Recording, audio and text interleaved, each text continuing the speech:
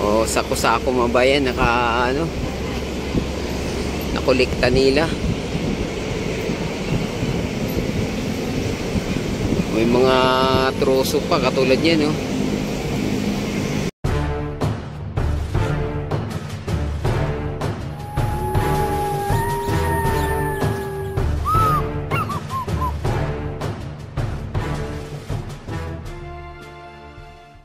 Hello guys, good morning. Ayan, dito tayo sa Dolomite Beach, no? Update lang tayo kung ano nang ganap ngayon dito. Medyo matagal-tagal na rin tayo hindi nakabisita rito mga bayan. Buhat nung bumaha. Ngayong August pa tayo, no? Ayan, so tingnan natin dito kung bukas na ba.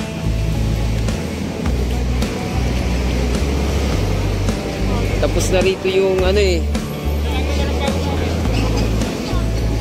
Yan mga bayan. O yung mga ginagawa dito mukhang tapos naman. Yan o. Wala na dito yung mga hinuhukay mga bayan. May mga takip na.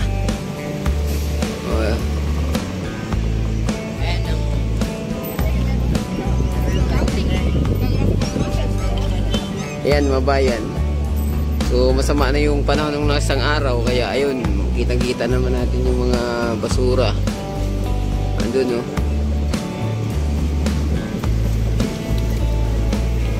Ayan. O, yung mga basura doon na anod. O, sako-sako mga bayan, nakolekta nila. May mga troso pa katulad yan, no? Oo.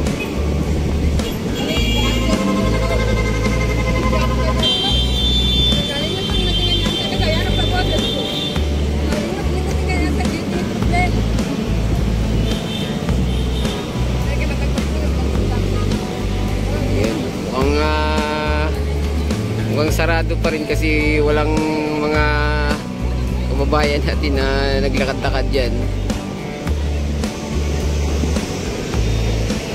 Oh. Mas marami ng bato banda ron, no?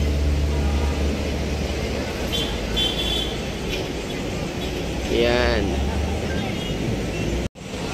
Dito naman natin silipin. Wala na yung bakas ng hinuhukay doon nakaraan, yung ating Dolomite Stone naging matatag mga bayan.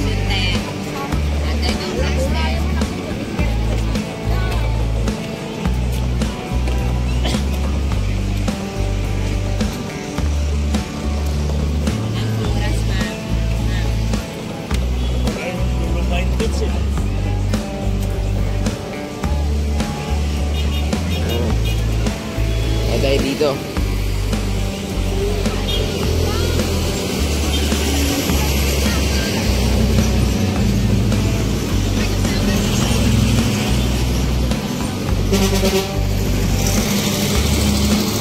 So, nagligpit na rito ng mga gamit.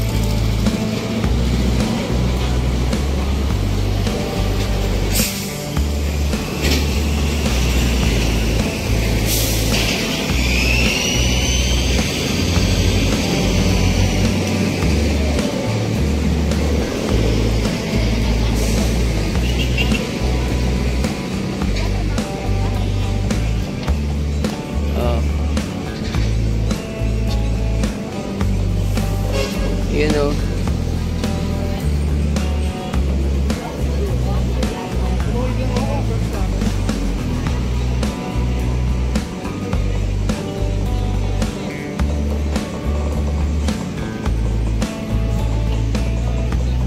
Mukhang maraming basurang naanod mga bayan.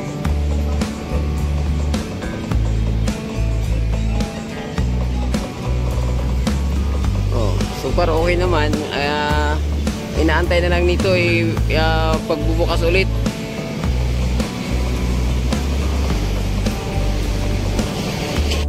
O yan, baba tayo. tingnan naman natin kung ano nang ganap dito sa baba.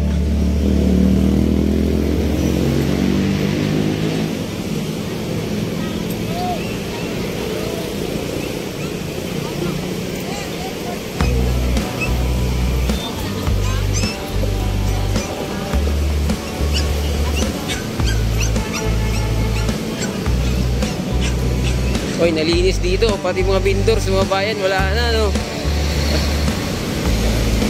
Pati vendors na wala. Bakit kaya? Nadaanan ata ng MD clearing. Ay, baka nga kasi, ayun, no? Nagkalat yung mga kakanin dito. Mga kanin pala. Naiwan yung mga gamit, oh. Oh, so far, ano na eh. Malinis dito. Wala na. Natakpan na mabayan. Kaya no, ito yung ginagawa nito nung nakaraan eh. Ay, okay na magbubukas. Wala pa. Ay, sarado na? Hindi, baka next month pa yun. Pagkatawag ko ng ICC. Ay, ganun. Next month nga, pagtapos ng ICC. Mamaan na sa 20 ICC. Pag nawala na yung mga basura dyan. Saka na buksan ulit. Ay.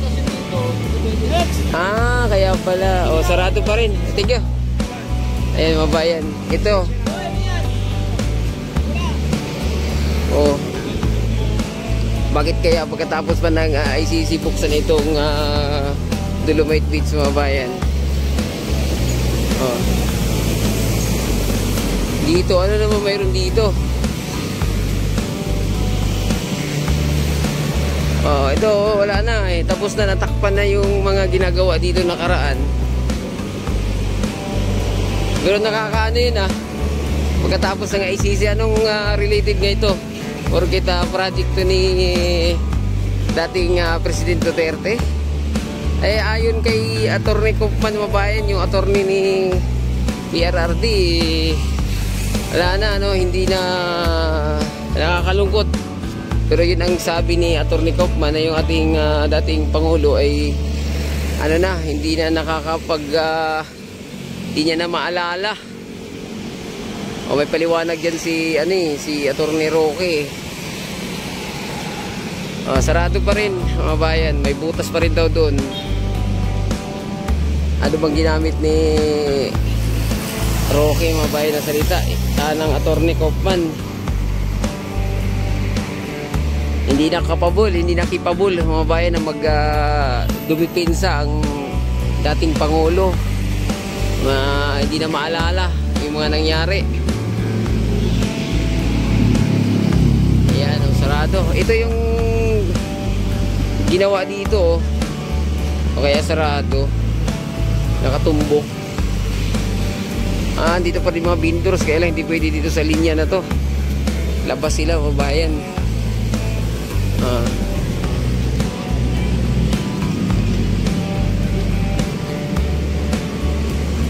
Yan, no?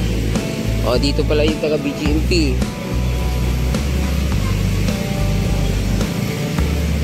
Dito na patakbo yung mga vendors sa mga bayan.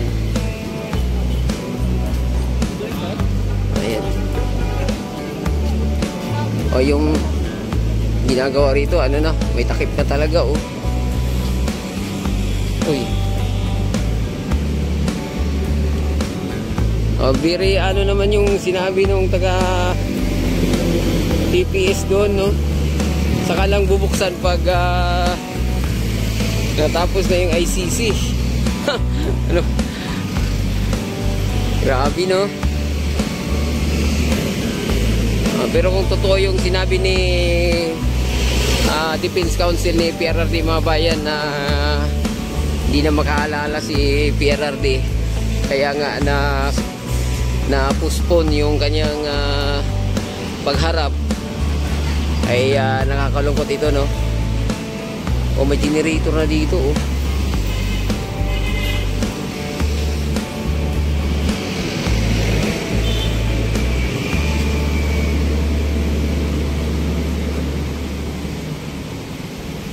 Next month daw, no? Sabihin October pa to.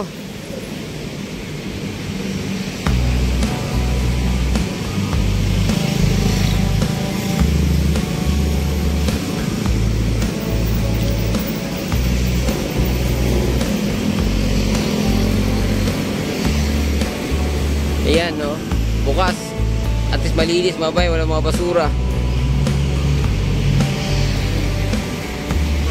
Abati tayo ng konti dyan. Silipin natin banda ron.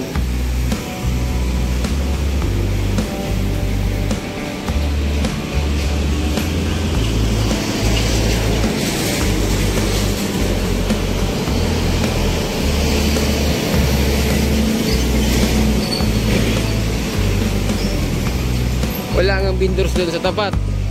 Nagilid lang na. Nalipat naman.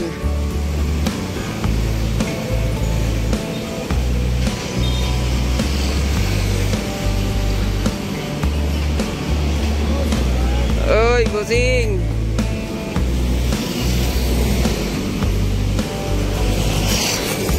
Ito. Nandito yung mga basura na katambak mga bayan, no? Oh. Kitang-kita naman yan, no? Wala, ayaw pa papasukan. Ayan, so hanggang dito na lang muna yung update, no? Sana nagustuhan at huwag kalimutang mag-subscribe at i-click ang notification bell para ma-update kayo sa mga susunod na video dito sa Manila Bay. Adios mga amigo. Bye-bye. Salamat.